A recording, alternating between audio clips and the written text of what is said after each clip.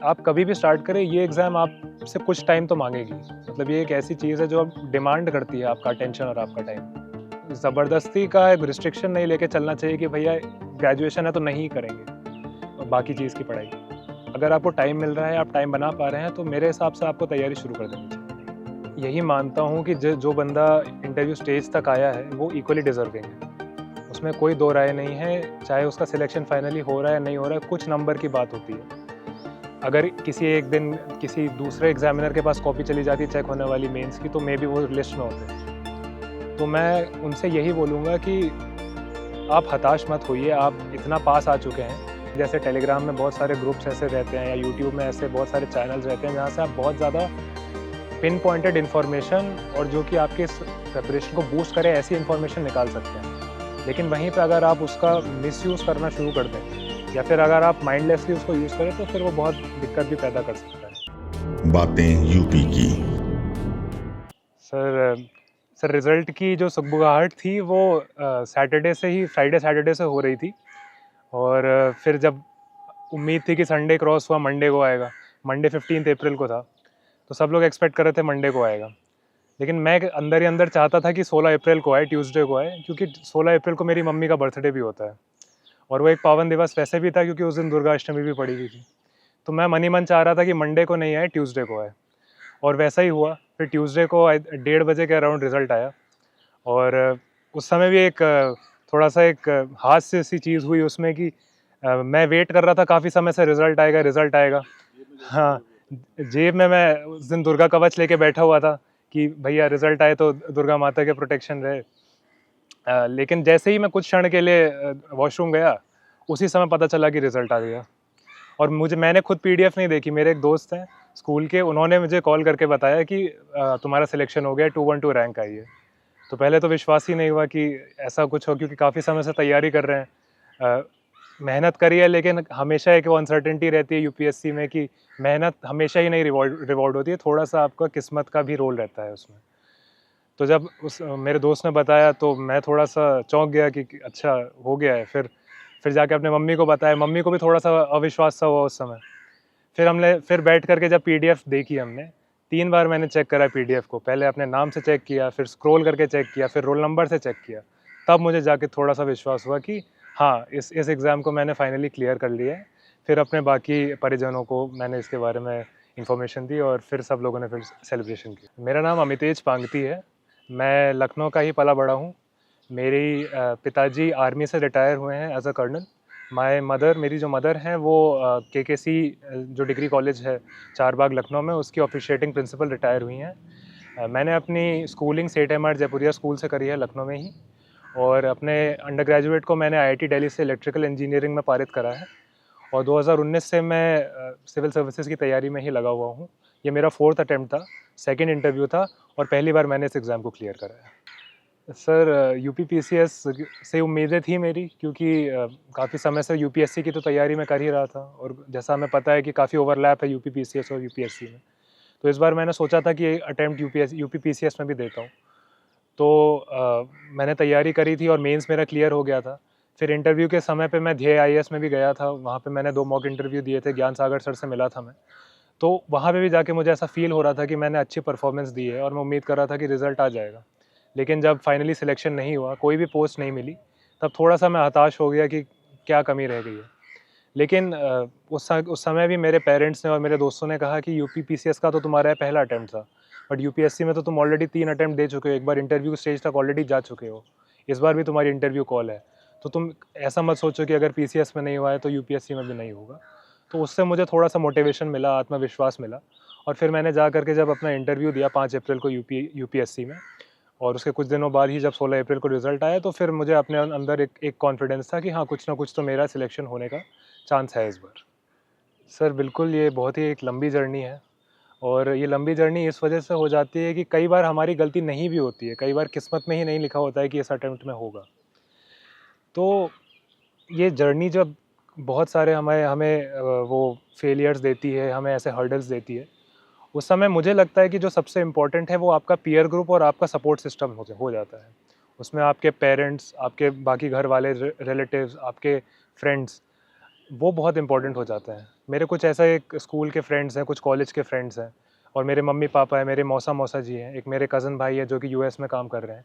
ये हमेशा मुझे मोटिवेटेड रखते थे जब भी कोई ऐसा सिचुएशन आती थी जिसमें मैं नहीं क्लियर कर पाया उस अटेम्प्ट में। तो वो मुझे मोटिवेशन देते थे और मुझे मेरे अंदर वो खूबियाँ देखते थे जो उस समय मैं भूल जाता था कि मेरे अंदर हैं। तो ये चीज़ आई थिंक सबसे ज़्यादा इम्पोर्टेंट है इस समय, कि कोई आपके अंदर वो खूबियाँ देख पाए उस समय, जिस समय आपको ऐसा लगता है कि आप नहीं काबिल हैं किसी चीज़ के। तो वो चीज़ मैं हमेशा लेके चलता था, और मेरे मम्मी-पापा दोनों ही मेरे अंदर बहुत ज़्यादा बिलीफ रखते थे, क्योंकि मैंने स्कूल टाइम से और आईआईटी जेईई में भी अच्छा परफॉर्मेंस करा था। उन्होंने देखा था, उन्हें पता था कि अगर मैं लगा रहूँगा तो मैं इसमें निकाल ही लूँगा फाइनली। और तो इस बार जब फिर रिज़ल्ट आया तो फिर वही ऐसा लगा कि जो बहुत समय से एक वो था, ओवरड्यू था, रिज़ल्ट वो फाइनली आ गया है, जिसके लिए जिस चीज़ में बहुत ज़्यादा इन्वेस्ट करा था उसका डिविडेंड मिलना शुरू हो गया। मुझे ये लगता है कि सबसे पहले इसमें ज़रूरी है कि कोई भी डिसीजन में हम ज़्यादा जल्दबाजी ना करें यूपीएससी में। चाहे वो ये डिसीजन है कि हमें यूपीएससी देना है या नहीं देना है, और अगर देना है तो हम क्या ऑप्शनल चूज़ कर रहे हैं, इसमें जल्दबाजी से कोई फ़ायदा नहीं होगा। मैं ये अपने एक्सपीरियंस से बता सकता हूँ, क्योंकि मैंने अपना फर्स्ट ऑप्शनल चूज़ करने में जल्दबाजी करी थी। इलेक्ट्रिकल इंजीनियरिंग में जो मेरा अंडर ग्रेजुएट सब्जेक्ट था मैंने ले लिया था। लेकिन मुझे 2 अटेम्प्ट के बाद ये रियलाइज़ेशन हुआ कि नहीं, इस एग्ज़ाम के लिए एक ह्यूमैनिटीज़ ऑप्शन मेरे लिए ज़्यादा सूटेबल रहेगा। तो फिर मुझे स्विच करना पड़ा था अपने थर्ड अटेम्प्ट में। तो मैं सबसे पहला एडवाइस तो किसी को भी यही दूँगा कि आप अपने ऑप्शन को चूज़ करने में आराम से महीने, 2 महीने, 3 महीने लेकर के उसको डिसाइड करें। उसके बाद जब आप प्रिपरेशन शुरू करते हैं, तो सबसे ज़रूरी है एक सही तरीके का बेस बनाना, किसी भी चीज़ के लिए वो ज़रूरी होता है। तो मैं यही बोलूँगा कि जैसा ही सब लोग कहते हैं कि एनसीईआरटी की किताबें हैं या फिर ऐसी कुछ जो फाउंडेशनल किताबें हैं, जैसे मॉडर्न हिस्ट्री के लिए स्पेक्ट्रम कही जाती है और पॉलिटी के कही जाती है लक्ष्मीकांत के लिए, इससे आप ज़रूर शुरुआत करें और कोशिश करें कि जितना ज़्यादा इसके कंटेंट को आप अपने अंदर बैठा सकें उतना करें। फिर जब एक लेवल ऑफ अंडरस्टैंडिंग डेवलप हो जाती है ये सब चीज़ पढ़ करके, तब मैं बहुत जो चीज़ मुझे लगता है सबसे इम्पोर्टेंट है इस एग्ज़ाम को क्लियर करने के लिए, वो है आंसर राइटिंग। जब आपने अपना बेस बना लिया है, तब आपको सिर्फ़ एक ही काम करना है, आपको आंसर्स लिखने हैं। आंसर्स लिखने हैं और किसी को चेक करवाने हैं कि भैया आप बता दो मुझे कि आंसर मैं कैसे लिख रहा हूँ। जब आप स्टार्ट कर रहे होते हैं तो हम अपने आंसर्स को पढ़ के हमें लगता है हम तो बहुत अच्छा लिख रहे हैं। लेकिन एग्ज़ाम में आपकी कॉपी कोई और चेक करने वाला है, जो आपको बिल्कुल नहीं जानता है, जो जिसको ये नहीं पता आपके दिमाग में क्या चल रहा है या आपका क्या प्रीवियस अचीवमेंट रहा है। वो आपका बस एक ही ज़रिया है उससे कनेक्ट करने का, और वो है आपका आंसर। तो आपको उस चीज़ को अपना पुख्ता करना है। तो मैं उस चीज़ की एडवाइस सबको दूँगा। और प्रीलिम्स के लिए डेडिकेटेड प्रिपरेशन तो मुझे लगता है कि लास्ट के जो 3 या 4 महीने, अगर आप फर्स्ट अटेम्प्ट है तो आप मे बी 4 महीने आपको देना पड़ेगा, क्योंकि उसमें कुछ ऐसे फैक्ट्स हैं, कुछ ऐसी चीज़ें हैं जो आपको घोटनी पड़ती हैं, जो कहा जाता है कि रटना पड़ता है आपको एकदम। मतलब वो चीज़ जैसे अब आर्टिकल्स हो जाएँगे हमारे पॉलिटी के, या फिर हिस्ट्री में कोई कुछ डेट्स हो जाएँगी, या क्या सीरीज़ ऑफ इवेंट्स रहा है, या आर्ट एंड कल्चर से रिलेटेड चीज़ें हो जाएँगी। वो चीज़ आपको डेफ़िनेटली 4 महीने में अच्छे से प्रिपेयर करना है, और बहुत सारे मॉक टेस्ट देने हैं। मैं ये एडवाइस करूँगा प्रीलिम्स के लिए। मेंस के लिए मैं यही कहूँगा कि जैसा मैंने बोला, answer writing is the key to success, और जितने ज़्यादा आप टेस्ट दे पाएँ और इवैल्यूएट करवा पाएँ, फीडबैक ले पाएँ, उस फीडबैक को इनकॉर्पोरेट कर पाएँ, वो अच्छा रहेगा। इंटरव्यू मुझे लगता है कि एक ऐसा स्टेज है जिसमें ये वो यूपीएससी जानना चाहता है कि आप अपने आप को कितना अच्छा जानते हैं।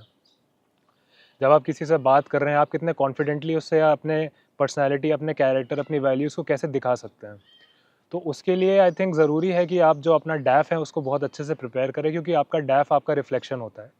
कहीं ऐसा नहीं लगना चाहिए कि आप अपने डैफ़ में फ्लूक कर रहे हैं, और कभी ऐसा नहीं लगना चाहिए कि आप एक इनजेन्युइन या फिर एक इनऑथेंटिक पर्सन बन के सामने आ रहे हैं। आपकी इंटेग्रिटी एक इम्पॉर्टेंट है, बट जब जब तक आप इंटरव्यू स्टेज तक पहुँचते हैं, तब तक काफ़ी सारी ये चीज़ें आपके मन में ऑलरेडी एस्टैब्लिश हो जाती हैं तैयारी के थ्रू। और उस समय फिर अगर आपको उसमें अच्छा परफ़ॉर्म करना है, तो फिर वही है कि कुछ मॉक इंटरव्यूज़ दीजिए, अपना डैफ़ अच्छे से प्रिपेयर करिए। तो यूपीएससी ज़रूर आपको अच्छे अच्छे नंबर देगा अपने इंटरव्यूज़ में। मेरी जर्नी में मतलब क्योंकि मेरे पेरेंट्स ने एक ऐसा सपोर्ट सिस्टम और एक ऐसा एनवायरनमेंट मुझे दिया था कि उन्होंने मुझे बाकी जो बाहर में चीज़ें हो रही है उससे इफ़ेक्ट नहीं होने दिया। बहुत सारी चीज़ें आती हैं, जैसे मेरे पिताजी के नी का रिप्लेसमेंट हुआ था इसी दौरान में। उनकी काफ़ी तबीयत ख़राब हुई थी। उनको पहले कोविड हुआ था, उसके बाद उनको मतलब उसको मतलब उनको काफ़ी सारी ऐसी बीमारियाँ आई थी ऐसे बीच में, जिसकी वजह से थोड़ा-सा डिस्टेबलाइज़ेशन हो सकता था। लेकिन तब भी मेरे पेरेंट्स ने वो चीज़ मेरे ऊपर नहीं झलकने दी। इसके अलावा तो इस वजह से मेरी जो प्रिपरेशन जर्नी थी वो उन्होंने ऐसी कोशिश करी कि वो जितना स्मूथ हो सके वो रहे। जो प्रिपरेशन के टाइम में एक बहुत थोड़ा-सा यूनिक इंसिडेंट मैं कहूँगा वो यही था कि मेरे सेकंड अटेम्प्ट में जब रिज़ल्ट आया था, तो मुझे याद है 30 मई 2022 को रिज़ल्ट आया था। एक्सपेक्टेशन थी, सबकी एक्सपेक्टेशन थी, मेरी एक्सपेक्टेशन थी कि कुछ रिज़ल्ट आएगा, पॉज़िटिव आएगा। अब लेकिन वो नहीं आया, लिस्ट में नाम नहीं आया। और फिर मज़े की बात तो ये है कि 5 जून को अगला प्रीलिम्स था। 5 दिन की तैयारी का टाइम था। उसमें अपने आप को वहाँ से इस स्टेज एकदम पास आकर के जो एक वो डिस्पेयर की भावना आती है, उससे अपने आप को उठा करके वापस 5 दिन बाद एक ऐसा प्रीलिम्स देना जो कि इतना अनसर्टेन होता है, वो मुझे लगता है कि उन 5 दिनों में उन 5 दिनों से मैं अपनी प्रेरणा आगे से लेता हूँ कि उन 5 दिनों में जब मैं एक प्रीलिम्स क्रैक कर सकता हूँ, तो मैं काफ़ी हद तक इस एग्ज़ाम को क्लियर भी कर सकता हूँ। तो वो मेरा एक सोर्स ऑफ इंस्पिरेशन, मतलब मेरी अपनी परफ़ॉर्मेंस उन 5 दिनों में मुझे लगता है एक सोर्स ऑफ इंस्पिरेशन बन गई थी। सर, मैं यही मानता हूँ कि जो बंदा इंटरव्यू स्टेज तक आया है, वो इक्वली डिज़र्विंग है। उसमें कोई दो राय नहीं है, चाहे उसका सिलेक्शन फाइनली हो रहा है या नहीं हो रहा है, कुछ नंबर की बात होती है। अगर किसी एक दिन किसी दूसरे एग्ज़ामिनर के पास कॉपी चली जाती चेक होने वाली मेंस की, तो मेबी वो लिस्ट में होते। तो मैं उनसे यही बोलूँगा कि आप हताश मत होइए, आप इतना पास आ चुके हैं। उसके बाद फिर मुझे लगता है कई हद तक किस्मत का रोल रहता है। अगर कोई ऐसी मेजर फ्लॉ हो आपको अपने मार्क्स में दिखता है कि कई बार ऐसा होता है कि ऑप्शनल के एक पेपर में तैयारी कम थी, इस वजह से नहीं हुआ, या फिर ऐसे में कम नंबर आ गए, या कोई भी ऐसा रीज़न है, तब आप उसमें डेफ़िनेटली आप तैयारी करके उसे इम्प्रूव करने की कोशिश करें। लेकिन ये मत सोचें कि आपकी अभी नहीं हुआ है तो कभी नहीं होगा। आप इतना पास आ चुके हैं, और जैसे मेरा भी ऑलरेडी यही एक्सपीरियंस था 2021 के अटेम्प्ट में, जब 2022 में रिज़ल्ट आया कि मेरे कुछ दोस्तों का हुआ और मेरा नहीं हुआ। तो मुझे ये लगता था कि क्या मतलब पॉसिबल भी है ये होना? लेकिन उसमें लगे रहे, तैयारी तो में इम्प्रूवमेंट करते गए, और जब वही कहते हैं कि लेडी लक या किस्मत आपके साथ जब आ जाती है फाइनली, तब फिर आपका सिलेक्शन यहाँ पे हो जाता है। सर, सोशल मीडिया तो डेफ़िनेटली आज के हर मतलब आप अपने आप को उससे दूर रख ही नहीं सकते हैं, मुझे ये लगता है। लेकिन वही बात है कि वो एक डुअल यूज़ टेक्नोलॉजी जैसे हम कहते हैं, कि जैसे एक रडार का एक बहुत अच्छे तरीके से भी उपयोग करा जा सकता है और एक बहुत ख़तरनाक तरीके से भी उपयोग करा जा सकता है, वैसे ही सोशल मीडिया है। आप उसका बहुत अच्छा इस्तेमाल करके, जैसे टेलीग्राम में बहुत सारे ग्रुप्स ऐसे रहते हैं, या यूट्यूब में ऐसे बहुत सारे चैनल्स रहते हैं जहाँ से आप बहुत ज़्यादा पिन पॉइंटेड इन्फॉर्मेशन, और जो कि आपके इस प्रिपरेशन को बूस्ट करे ऐसी इन्फॉर्मेशन निकाल सकते हैं। लेकिन वहीं पे अगर आप उसका मिसयूज़ करना शुरू कर दें, या फिर अगर आप माइंडलेसली उसको यूज़ करें, तो फिर वो बहुत दिक्कत भी पैदा कर सकता है। तो अंत में मैं यही बोलना चाहूँगा कि जो भी आप काम करें सोशल मीडिया या इस प्रिपरेशन में, कोई भी ऐसी चीज़ है, वो माइंडफुल होकर के करें। आपका गोल आपके दिमाग में क्लियर होना चाहिए, और जब आप सोशल मीडिया भी यूज़ कर रहे हैं, तो आप माइंडफुल रहने चाहिए कि हाँ यार, मैं इतने ही समय के लिए थोड़ा-सा एंटरटेनमेंट के लिए यूज़ करूँगा, और कोशिश करूँगा जितना ज़्यादा मैं फ़ायदा उठा सकूँ सोशल मीडिया से, जो मेरी प्रिपरेशन को बूस्ट करे, ईज़ी कर दे, वो करने की कोशिश करें। तो आई थिंक यही बोलूँगा मैं कि माइंडफुलनेस, जो बुद्धा भी कहते हैं कि माइंडफुलनेस बहुत इम्पोर्टेंट है, एक अच्छा पथ, एक अच्छी लाइफ़ जीने के लिए। मैं वही एडवाइस करूँगा एस्पिरेंट्स को। ख़्याल सर, मुझे ऐसा लगता है कि ये थोड़ा-सा ओवररेटेड है कि अचानक से कोई चीज़ पसंद आ जाती है। कई चीज़ें आपकी लाइफ़ में चल रही होती हैं। अब जैसे मेरे पेरेंट्स थे, दोनों ही सर्विस जॉब्स में थे। मेरे पापा ने आर्मी में सर्व करा है, मेरी मम्मी टीचर रही हैं। तो कहीं न कहीं मेरे दिमाग में ये था कि मुझे भी एक ऐसे किसी सर्विस, मतलब जिसमें आप पब्लिक फेसिंग जॉब में आप कर रहे हो, या फिर अपने देश को सर्व कर रहे हो, ऐसी जॉब में जाना था मुझे। लेकिन ये चीज़ मुझे उस समय नहीं रियलाइज़ हुई जब मैं आईआईटी के प्रिपेयर कर रहा था, या फिर मैं कॉलेज में था। लेकिन जब कॉलेज में मैं गया, आईआईटी ने मुझे ऐसा एक्सपोज़र दिया, ऐसे लोगों के लिए ऐसे अपॉर्च्युनिटीज़ दी, कि कुछ ऐसी पोज़ीशंस ऑफ रिस्पॉन्सिबिलिटी थी। जैसे मेरी फ़ुटबॉल, जो हमारे कॉलेज की फ़ुटबॉल टीम थी, उसका मैं वाइस कैप्टन बना। फिर वहाँ पर ही मैं जाकर के कुछ बच्चों को गुड़गाँव के स्लम्स में जाकर के फ़ुटबॉल सिखाता था। तो इन सब चीज़ों से जब मैंने ये चीज़ करी, और जब मैं एक्टिव एक मेंबर बना सोसाइटी का, तब मुझे रियलाइज़ हुआ कि ये करने में मुझे इंटरेस्ट आ रहा है। तब फिर मैंने सोचा, और उसके साथ ही मैंने एक इंटर्नशिप करी थी सैमसंग में। तो तब मुझे उस एक्सपीरियंस से मुझे बहुत कुछ ख़ासा जॉय नहीं मिली।